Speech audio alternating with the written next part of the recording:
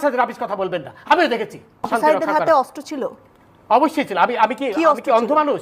তার হাতে লাঠি সোটা ছিল, আমি নিজে দেখেছি। লাঠি দিয়ে সে মেরে আপনি শুনেন, আপনি তো একা দেখেননি নাকি, আরো অনেকেই দেখেছে। সেটাই বলছি, তাহলে আমিও দেখেছি, আমি দেখেছি যে আপনার কথা শুনে মনে হচ্ছে না আপনি দেখেছেন।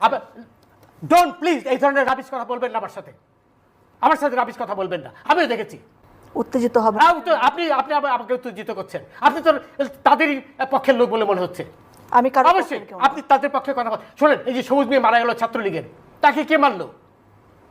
তাকে কে মারলো? সেটা তদন্ত হবে না, তদন্ত হবে তো, ওইটা সাইদেরও তো তদন্ত হবে, সবই তো তদন্ত হবে।